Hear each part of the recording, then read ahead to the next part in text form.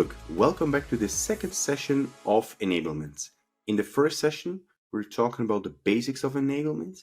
And in this session, we're going to go deeper into linking strategy with field coaching and performance.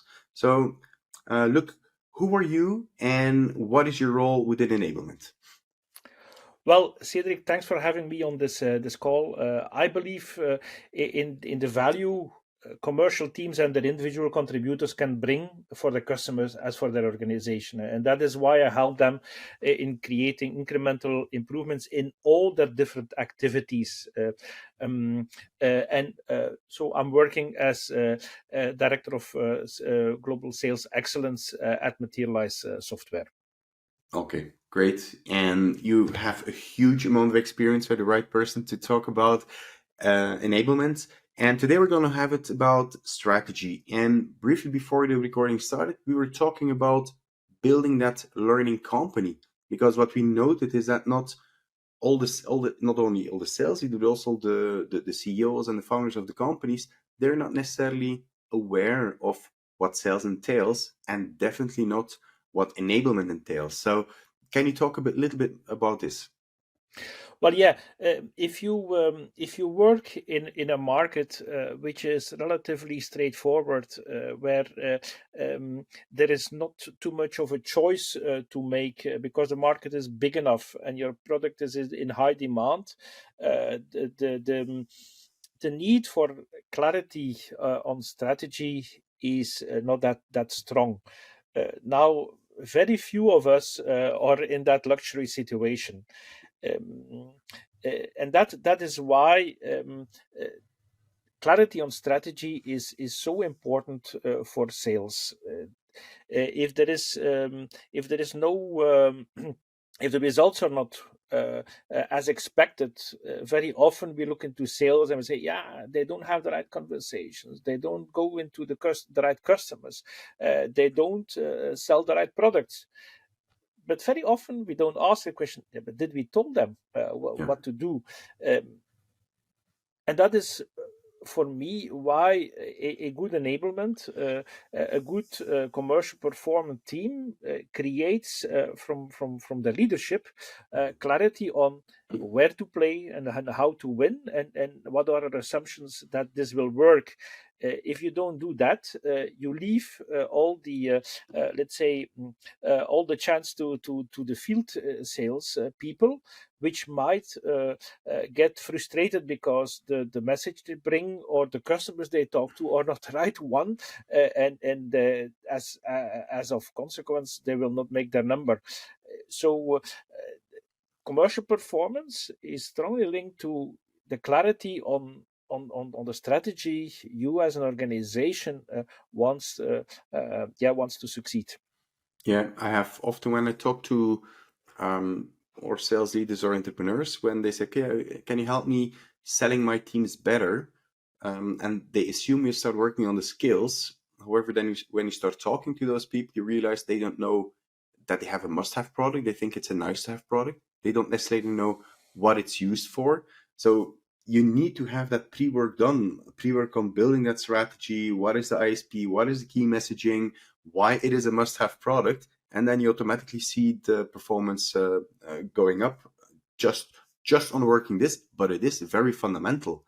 Indeed, because you might have in your head as leadership that you want to differentiate yourself to competition with a strong service and a strong feature set. Yeah. While if you haven't articulated, you risk that people will start selling on price. Yeah. With all bad consequences. Leadership is getting frustrated by the approval they need to do for the discounts, and yeah, salespeople will say, yeah, we don't have the right pricing, where as a matter of fact it was not your choice as an organization to sell on price. It was you didn't want to have to be a price in a price leadership. You wanted to be in a product and service leadership. So it is of essence to have that clarity, really articulate and make those choices. And very often I do see that it making those choices is so hard. And that is why I think when putting the assumptions that it will work on top of your choices, you can start checking your assumptions along the way much faster than you get your results. And for me, that is the facilitator to make clear choices on what to do and what not to do, and check your if your assumptions you took for those choices, yeah, are reality Yeah, quarter by quarter. yeah. And when we connect this, right? Because I also said, okay, listen, a lot of things people assume it's going to be operational fixes, like working on the skills. Is also the fact that for many leaders, sales is just having a nice conversation. Um, what is the role of enablement, of maybe even when you don't even have enablement people in the organization? Who should start that realization that there has to be change has to start from the top, if the top is not aware of this? Well, I think everybody can do it. Everybody in the organization can be the initiator for change by showing some best practices. If you wait for the others to start best practices, you risk to wait forever. Mhm. And I believe when you have a good habit or a good practice and you show that this works, people will start asking, why is that person so successful? Why shouldn't we do the same as he or she is doing?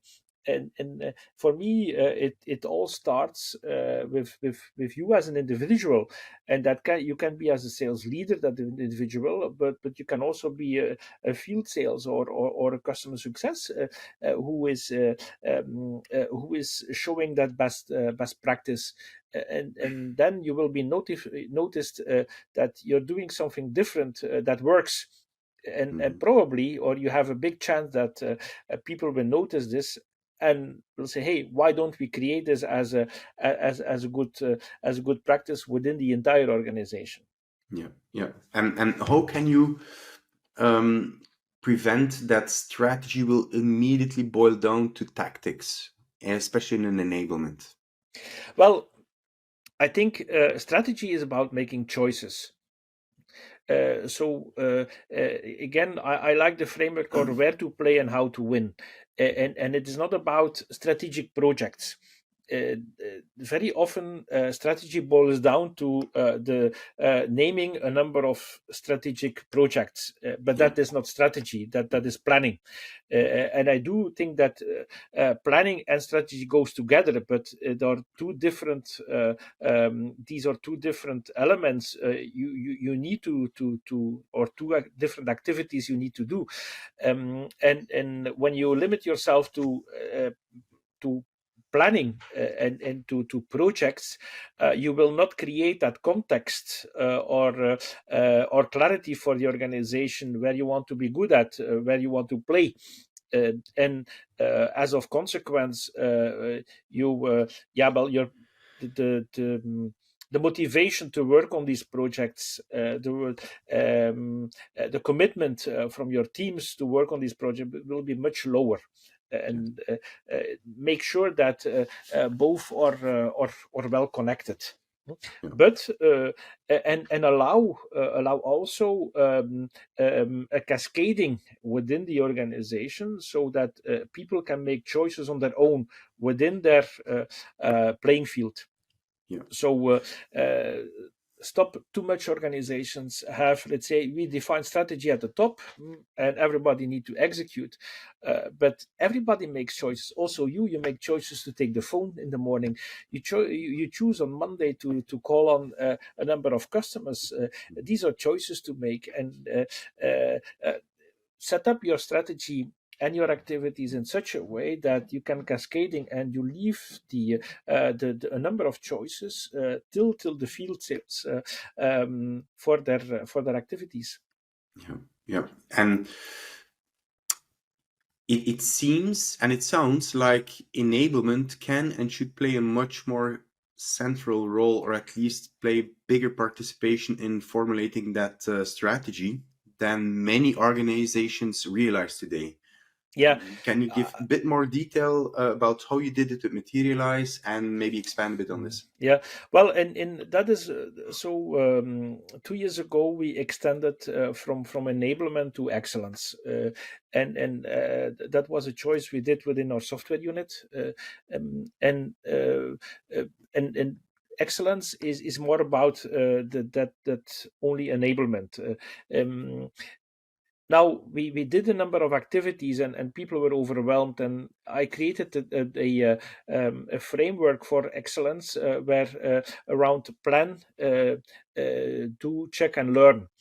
And by creating that framework, and bringing the improvement projects, bringing the different activities within that framework of plan, do, check, and learn, it helps to understand for the entire organization where do your activities of excellence fit within their activity.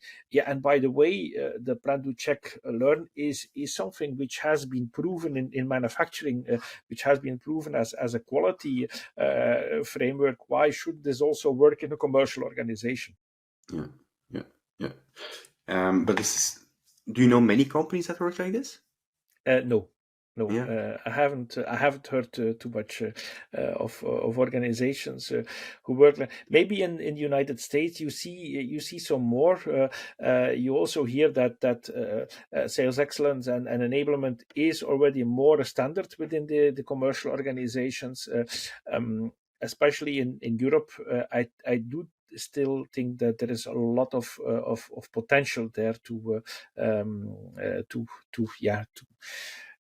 create a habit of such an improvement and apply such a framework. Yeah, yeah. And when you look then now at the central role you play in formulating the strategy, so it's more than just giving a sales training. When we go to that field coaching, that those incremental changes, how do you translate then your strategy into a hands-on approach into the tactics? Mm. That's a very good question, and that is a question I asked myself 5 6 years ago, because I was lacking also a way of doing that, and then I learned about a framework which we call ROA, the expected result, which is typically a number you need to Mhm. realize. It can also be a market share, or it can be yeah, whatever you have a quantitative objective. How do you reach that with your sales objective? That's the O. Yeah. And what activity, what high impact activity you will perform within that sales objective to create the results. By Mhm. applying that ROA framework, you can start following up on the high impact activities. Do that work? Does it contribute to your expected result or not? So you start to create a leading KPI framework. Now, when you have, let's say, a starting salesperson, and you say, hey, no, okay, I'm expecting for selling product A in market Z, you need to do 10 calls per week, um, outbound calls, and when after 2 weeks you see that the outbound calls didn't bring any uh, results to or any project for the next stage, then you can start saying, hey, oh, I have a red flag.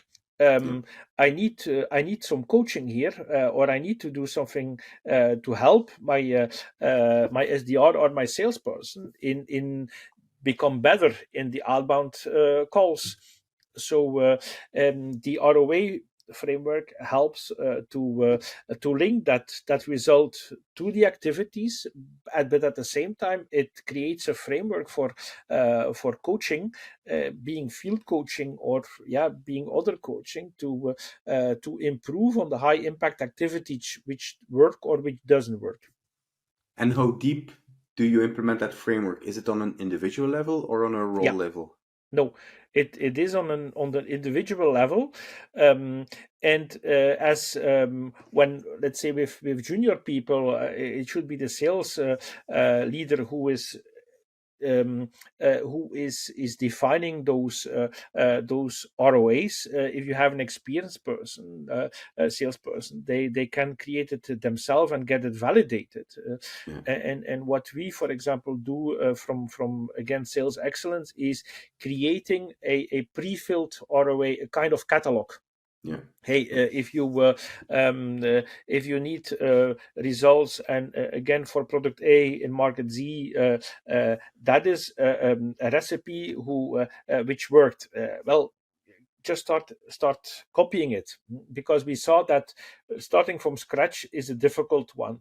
Very often people mix up objectives with activities, or activities with objectives, yeah, and by creating that framework of pre-filled ROAs, which is a kind of catalog, it makes it much easier for them to take it and to create their own ROA. And typically we do that per quarter. So they create an ROA per quarter, which then they follow up during the quarter. yeah. Sounds really good. And how do you prevent? Because we all know in the end what are objectives, and when you talk about management and the teams, maybe objectives cannot be either including or involving stretch targets. How can you make sure that they're realistic and ambitious, that they are smart? How do you help with this? Well, I think in order to and I recognize the challenge there of making them realistic. That is, but I think again, by having that high level strategy on where to play, how to win, and what are your assumptions, it will work.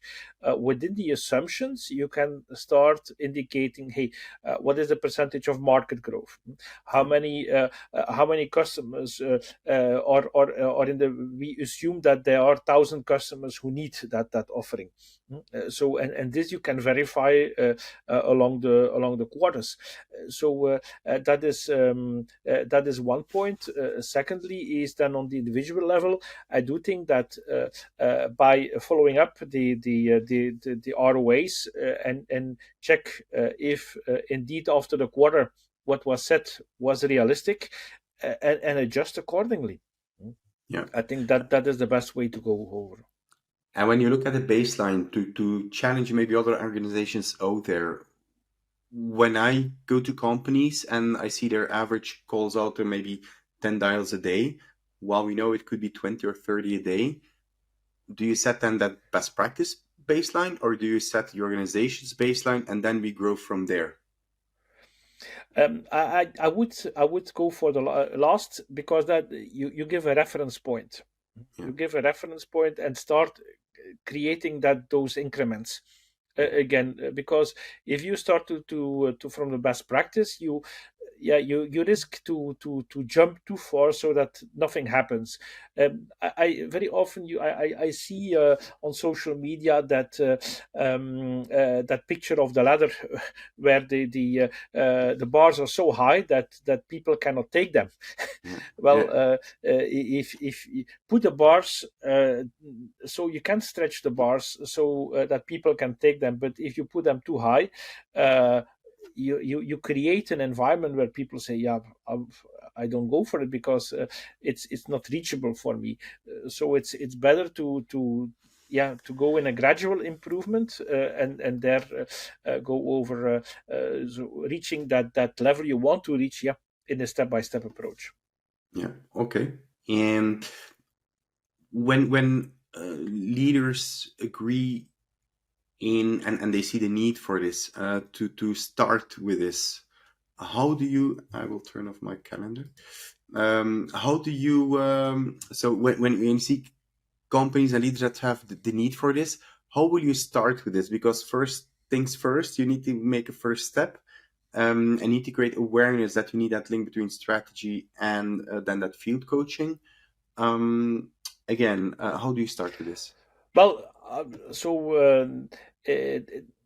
check first in your organization if you have people who are experienced in doing so. I think that is, if you have, then you can bring those people together and start small and then extend it. I would say if you don't have these people with experience, go and seek for external help. There are different organizations who practice this or learn it by reading a good book. Typically, that's my choice, as I read a lot of books. But also, for example, the ROA practice, we did that with an external organization. We started there and then created our own framework based on the theory we got from the external company. Yeah, yeah. And how long would like phase one last of in installing such a project? Well, take at least 1 year because I think you start by training people, but then you need to create it to a habit, and very often, for example, as you do it mainly once a quarter, it takes a couple of quarters before people get get in best practice. Don't don't set expectations too high and to say, hey, after 2 quarters we need to be on speed with this. I would say take at least 1 year. Yeah, yeah. That will be a surprise for many people. Again, it is a reality. What is sales? It's more than just a conversation. How do we link strategy with what the people are doing day in, day out? So yeah, the 1 year is a very realistic time frame in this. Even in fast moving organizations, complex B2B, definitely, absolutely. And when you go then a little bit deeper into the field coaching, so you were talking about the framework. Then there's obviously the continuous monitoring, looking at the activities, what you said. How would this look like in a relationship between a field salesperson with their manager? Can you maybe outline or give an example of? I strongly advise to again to set a cadence for field coaching. And let me be clear, field coaching is not being the super sales as a sales leader. Field coaching is about agreeing on a specific skill or on a specific conversation where you want your team member to improve. And then prepare that, set your expectation for the conversations, and then as a coach, being there as a coach in the conversation. And I hear very often this, but within the 5 minutes I'm into the conversation with the customer expect me to talk. I haven't had any customer when I have applied the field coaching myself, and what I do is entering the conversation with the customer and say, hey, I'm here today to help my team member become better. So what I will do is just observe during the conversation. I will not intervene, and it's not because I'm not interested in you, dear customer, but it is because I want my employee to become better so that they can better serve you. So if I'm quiet and I'm observing, it is because I'm doing a field coaching session, and not I don't expect I'm not expected to intervene during the conversation. I have as during the preparation, I have agreed a kind of threshold with my employee. If you pass that threshold, then I will intervene. So but it takes a lot of courage, and it takes a lot of discipline to just shut up, but it takes also a lot of energy, because you want to be very specific in, hey, when you said this, when the customer was mentioning that request, you replied as such. So this takes a lot of attention, and you can only do that when your mindset is there to observe. As soon as you go into content, you're lost. So set up that mindset of observing, and then it will work. And then make sure that after the call, a couple of minutes later, when you're on the road do it. Go for a coffee and go for that feedback session, or when it's a digital call, schedule some time immediately after the call to give that feedback. Don't wait a couple of hours, don't wait a couple of days. Now do it immediately. Yeah, I love it. And besides the feedback, what is for me then important is that they follow through with the feedback that you have been given. Yeah. Mm-hmm. And then the second thing is that both sides, if you talk about the coach and the coachee, are humble in the sense of, okay, there's no ego in the play. It's really working on Yep. the skill, Mm-hmm. see how we can work better. What did I hear that the coachee did not hear? And to build on this. However, I also see this takes people need to get used to that way of working. Maybe you can give an example of an organization where you have entered where you did not see this, and all sides needed to learn how to work with coaching, how to work with feedback, so to build that high performance field coaching culture. Well, I do believe is so when the proof, or let's the proof that it works is by doing. Hmm. And that is um, uh, when I started applying this when I was a sales manager myself, I saw reluctance from the salespeople who say, "Oh, what how will this work?" But after two sessions, they were even asking, "Can you join again for a field session?" So where I still think it's a bigger challenge is manage a sales manager. Because it's as a sales director, or if you need to coach sales managers to perform as such, that means that you need already to have an observer of an observer. Yeah. And that becomes more difficult, and there I think again role plays should come into the game, as that there you can do it in a safe environment, because yeah, joining a customer call already with three people with the aim of field coaching is yeah, I think will not be perceived as very efficient. Yeah, great input. We wanna keep it very brief and to the point. So to finish this conversation, maybe one more time briefly, people to bring in strategy, linking it with execution. What would be the first thing to start with? Well, it is creating that clarity on where to play, how to win, and then making sure that it is cascaded till the people who need to execute, because there it is where it happens on the market. Yeah. So there you can see what works and what doesn't work, and make sure that you incorporate that feedback as well from what works and what doesn't work in the market, to adapt your strategy. It is not one way from top down. It is also there is a, let's say, a bottom up important element in it as well. So listen on what works and what doesn't work, and adapt your strategy, yeah, to what you observe also in the market. All right. Love it, Luc. Thank you very much. And so we'll have a third session talking about automation, and we'll bring the process in automation. So thank you very much, and talk to you soon. Talk to you soon. Thanks for having me.